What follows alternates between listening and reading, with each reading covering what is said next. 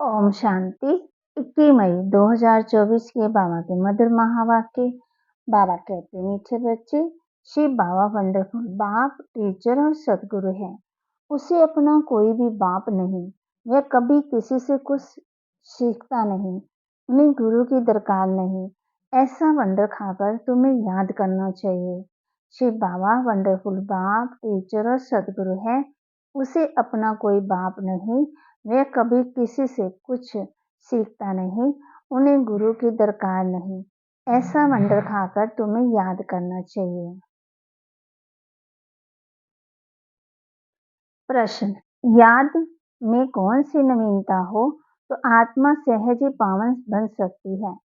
याद में कौन सी नवीनता हो तो आत्मा सहज ही पावन बन सकती है? उत्तर, याद में जब बैठते हैं तो बाप के करंट खींचते रहो। बाप तुम्हें देखें और तुम बाप को देखो। ऐसी याद की आत्मा को पावन बना सकती है। ये बहुत सहज याद है, लेकिन बच्चे घड़ी घड़ी भूल जाते हैं। हम आत्मा है, शरीर नहीं। देहाभिमानी बच्चे ही याद में ठहर सकते हैं। ओम शांति। मीठे मीठे बच्चों को ये तो निश्चय है कि ये हमारा बेहद का बाप है। उनका कोई बाप नहीं। दुनिया में ऐसा कोई मनुष्य नहीं होगा जिसका बाप ना हो। एक एक बात बड़ी अच्छी समझने की है और फिर नॉलेज भी वह सुनाते हैं जो कब पढ़ते नहीं। नहीं तो मनुष्य कुछ ना कुछ पढ़ते रहते जरूर हैं। श्री कृष्ण भी पढ़ा है। बाप कहते हैं, मैं क्या पढ़ूं? मैं तो पढ़ाने आया हूँ। मैं पढ़ा हुआ नहीं हूँ। मैंने कोई से शिक्षा नहीं ली है। कोई गुरु नहीं किया है। ड्रामा अनुसार बाप की जरूर ऊंच से ऊंच महिमा होगी। गाया जाता है, ऊंचे से ऊंचा भगवान, उनसे ऊंचा फिर क्या होगा? ना बाप, ना टीचर, ना गुरु। इस बेहद के बाप का ना कोई बाप है, ना टीचर है, ना गुरु है। ये स्वयं ही बाप, टीचर, गुरु है। ये तो अच्छी तरह समझ सकते हो। ऐसा कोई भी व्यक्ति हो नहीं सकता। यही वंडर खाकर ऐसे बाप, टीचर, सदगुरु को याद करना चाहिए। मनुष्य कहते भी हैं, ओ गॉड फादर। वे नॉलेजफुल टीचर भी है, सुप्रीम गुरु भी है, एक ही है। ऐसा कोई दूसरा मनुष्य नहीं होगा। उनको पढ़ाना भी मनुष्य तन में है। पढ़ाने के लिए मुख्य तो जरूर चाहिए। ये भी बच्चों को घड़ी घड़ी सिमरती रहे तो भी बेड़ा पार हो जाए। बाप को याद करने से विकर्म विनाश होंगे। सुप्रीम टीचर समझने से सारा ज्ञान बुद्धि में आ जाएगा। वे सतगुरु भी है, हमको योग सिखला रहे हैं। एक के साथ योग लगाना है। सभी आत्माओं का एक ही फादर है। सब आत्मा को कहते हैं, माँ में कम याद करो। आत्मा ही सब कुछ करती है।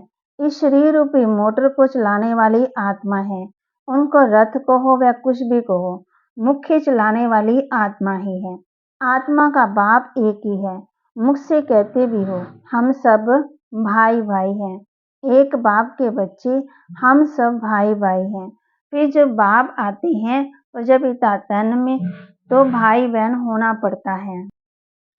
प्रजापिता ब्रह्मा मुख्य वंशावली तो भाई बहन होंगे। भाई भी बहन से कभी शादी नहीं होगी, तो ये सब प्रजापिता ब्रह्मा कुमार कुमारियां हो गए। तो भाई बहन समझने से जैसे बाप के लवली चिल्ड्रन ईश्वरीय संप्रदाय हो गए। तुम कहेंगे हम हैं डायरेक्ट ईश्वरीय संप्रदाय। ईश्वरी बाबा हमको सब कुछ सिखला रहे हैं। वह कोई से सीखा हुआ नहीं है। वह तो है ही सदा संपूर्ण। उनकी कलाएं कभी कम होती नहीं और सबकी कलाएं कम होती है। हम तो शिव बाबा की बहुत महिमा करते हैं। शिव बाबा का कहना बड़ा इजी है और बाप ही पतित पावन है। सिर्फ ईश्वर कहने से इतना जचता नहीं है। अभी तुम बच्चों को दिल से जचता है। बाप कैसे आकर के पतितों को पावन बनाते हैं। बाप आकर के सबको दुखों से छुड़ाते हैं। आकर के हम बच्चों को साथ ले जाते हैं। लौकिक बाप भी है, परलौकिक बाप भी है। परलौकिक बाप को सभी याद करते हैं, क्योंकि पतित है तब याद करते हैं। पावन बन गए फिर तो दरकार नहीं पतित पावन को बुलाने की। ड्रामा देखो कैसा है। पतित पावन बाप को याद करते चाहते हैं हम पावन दुनिया के मालिक बने। शास्त्रों में दिखाया है देवताओं और असुरों की लड़ाई लगी, परंतु ऐसा तो नहीं है। अभी तुम समझते हो हम ना असुर हैं ना देवता हैं, अभी हम हैं बीच के। सभी तुमको कूटते रहते, ये खेल बड़ा मजे का है। नाटक में मजा देखने में जाते हैं ना, तो ये सब है हद के ड्रामा, और ये है बेहद का ड्रामा। इसको और कोई नहीं जानते, देवताएं तो जान भी नहीं सकते। अभी तुम कलयुग से निकल आए हो, जो खुद जानते हैं वह औरों को भी समझा सकते हैं। एक बार ड्रामा देखा तो फिर सारा ड्रामा बुद्धि में आ जाएगा।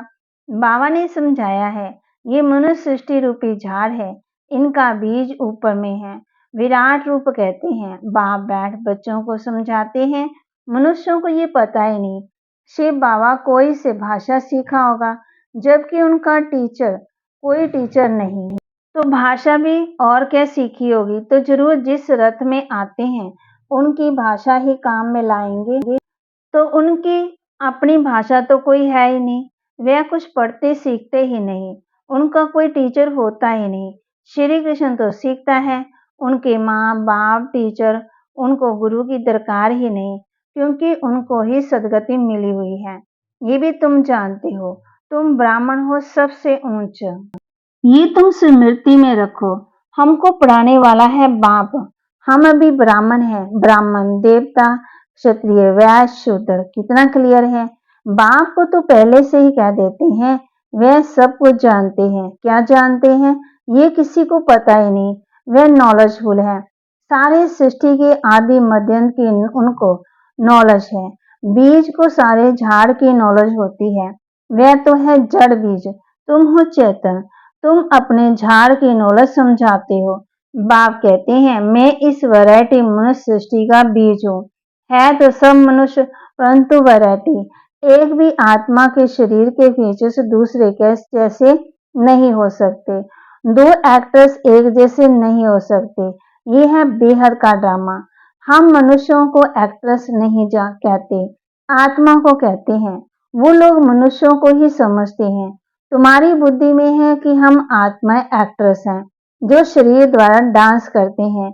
जैसे मनुष्य बंदर को डांस कराते हैं, ये भी आत्मा है जो शरीर को डांस कराती है, पाठ बजवाती है। ये तो बहुत सहज समझने की बातें हैं। बेहद का बाप आते भी जरूर हैं, ऐसे नहीं कि नहीं आते। शिव जयंती होती है, बाप आते ही तब है जब दुनिया चेंज होनी होती है। भक्ति मार्ग में श्री कृष्ण को याद करते रहते हैं, परंतु श्री कृष्ण आए कैसे? कलयुग में यह संगम पर, तो श्री कृष्ण का रूप इन आंखों से देखा नहीं जा सकता, फिर उनको भगवान कैसे कहें? वे तो सतयुग का पहला नंबर प्रिंस, उनका बाप टीचर भी है, गुरु भी उनको दरकार ही नहीं, क्योंकि सदगति में है। स्वर्ग को सदगति कहा जाता है। हिसाब भी क्लियर है। बच्चे समझते हैं मनुष्य 84 जन्म लेते हैं, कौन कौन कितने कितने जन्म लेते हैं वह तो हिसाब करते हैं। पहला जन्म उनका ही होता है, एक हुआ तो उनके पीछे सभी आ जाते हैं।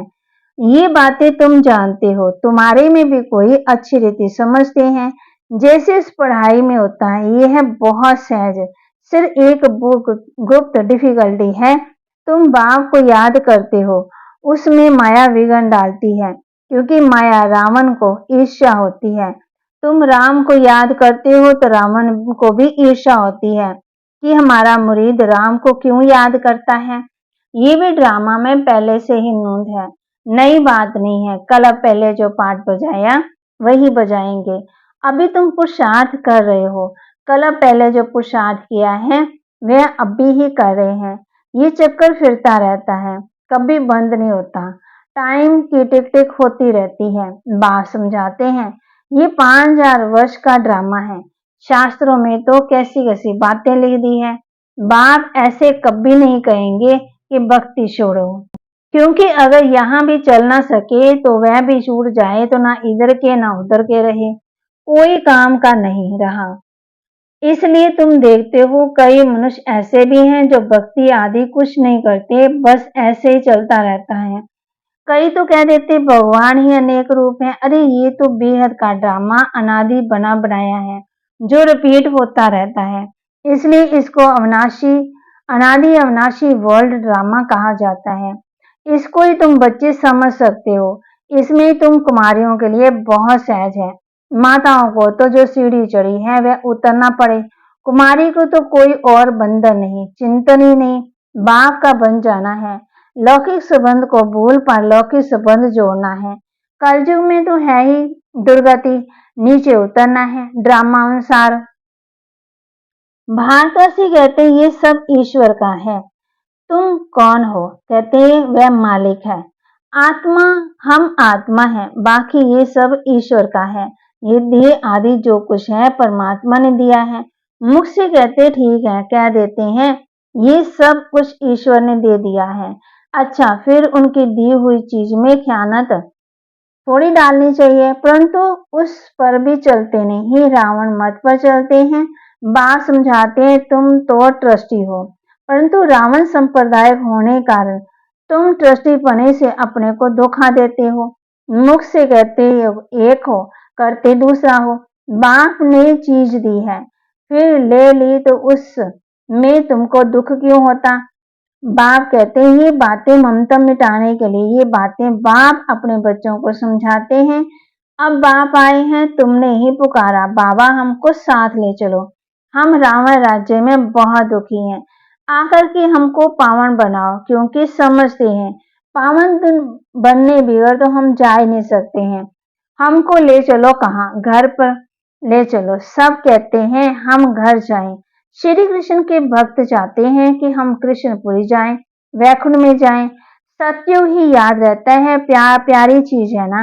मनुष्य मरता है तो कहते हैं स्वर्ग जाता नहीं, तो कहते हैं स्वर्ग गया। स्वर्ग तो सतयुग में ही होता, कलयुग में होता है नरक, तो जरूर जन्म नरक में लेगा। ये कोई सतयुग थोड़ी है। वह तो वंडर ऑफ द वर्ल्ड कहते भी हैं, समझते भी हैं, फिर भी कोई मरता तो उनके संबंधी कुछ भी समझते नहीं। बाप के पास जो 84 जन्मों 84 के चक्कर की नॉलेज है वह बाप ही दे सकते हैं। तुम तो अपने को देह समझते थे, वह रॉन्ग था। अब बाप कहते हैं देही अभिमानी भव। श्री कृष्ण तो वह कह न सके कि देही अभिमानी भव, उनको ही अपनी देह है ना। शिव बाबा को अपनी देह नहीं है, वह तो उनका रथ है जिसमें वह विराजमान है। उनका ये रथ, इनका भी रथ, इनकी अपनी आत्मा भी है, बाप का लोन लिया हुआ है। बाप कहते हैं मैं इनका आधार लेता हूँ, अपना तो है ही नहीं, तो पढ़ाएंगे कैसे? बाप रोज बैठ बच्चों को कोशिश करते हैं कि अपने को आत्मा समझ, बाप को याद करो। बार बार रियलाइज कराते, ये शरीर भी भूल जाए। हम तुम देखें, तुम हमको देखें, तुम जितना बाप को देखेंगे पवित्र होते जाएंगे। और कोई उपाय ही नहीं पावन बनने का? अगर हो तो बताओ जिससे आत्मा पवित्र होती हो। पहले तो कोई को भी बाप का परिचय देना है। ऐसा बाप तो और कोई होता ही नहीं। नबज देखो ऐसा समझा है जो चक्रित हो जाए, समझे बरोबर इनको परमात्मा कहा जाता है। अभी तुम बच्चों को बाप अपना परिचय दे रहे हैं, मैं कौन हूँ ये तो बच्चों को मालूम है। हिस्ट्री रिपीट होती है, जो इस कुल के होंगे वही आएंगे, बाकी तो सब अपने अपने धर्म में चले जाएंगे। जो और धर्मों में कन्वर्ट हो गए हैं वह फिर निकल अपने अपने सेक्शन में चले जाएंगे। इसलिए निराकारी झाड़ भी दिखाया है। ये बातें तुम बच्चे ही समझते हो, बाकी तो कोई मुश्किल ही समझते हैं। 7-8 से भी कोई 1-2 निकलेंगे जो समझेंगे ये नॉलेज बहुत अच्छी है। बाबा कहते यहाँ का जो होगा उनको तूफान कम आएंगे, दिल होगी फिर जाकर सुने। कई फिर संग के रंग में भी आ जाते हैं, फिर आते ही नहीं है। जहाँ पार्टी हो जाता हुआ देखेंगे तो उसमें लटक पड़ेंगे। मेहनत लगती है ना बहुत, कितनी मेहनत करनी पड़ती है।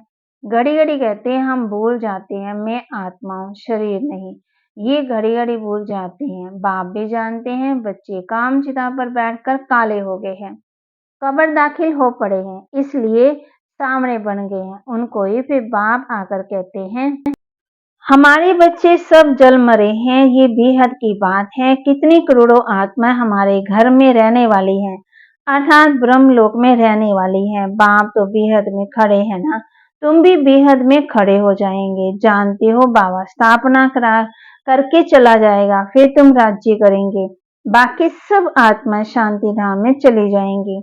अच्छा, मीठे मीठे सिके लदे बच्चों प्रति माता पिता बाप दादा का याद प्यार और गुड मॉर्निंग। रूहानी बाप के रूहानी बच्चों को नमस्ते। रूहानी बच्चों के रूहानी बाप दादा को दिलवा जान सिकवा प्रेम से नमस्ते। धारणा के लिए मुख्य सार, किसी भी एक्टर से रावण माना ईर्षा करे, विघ्न डाले, तूफान में लाए तो उसे ना देख अपना पुरुषार्थ में तत्पर रहना है, क्योंकि हर एक एक्टर का पार्ट इस ड्रामा में अपना अपना है। ये अनादि ड्रामा बना हुआ है। किसी भी एक्टर से मना रावण से ईर्ष्या करे, विघ्न डाले, तूफान में लाए तो उसे ना देख अपने पुरुषार्थ में तत्पर रहना है, क्योंकि हर एक एक्टर का पार्ट इस ड्रामा में अपना अपना है। ये अनादि ड्रामा बना हुआ है। रावण मत पर ईश्वर की अमानत में खयानत नहीं डालनी है। सबसे मंतव निकाल पूरा ट्रस्टी होकर रहना है। रावण मत पर ईश्वर की अमानत में खयानत नहीं डालनी है। सबसे मंतव निकाल पूरा ट्रस्टी होकर रहना है। वरदान, सदा एक रस मूड द्वारा सर्व आत्माओं को सुख शांति प्रेम की अंजलि देने वाले महादानी भव।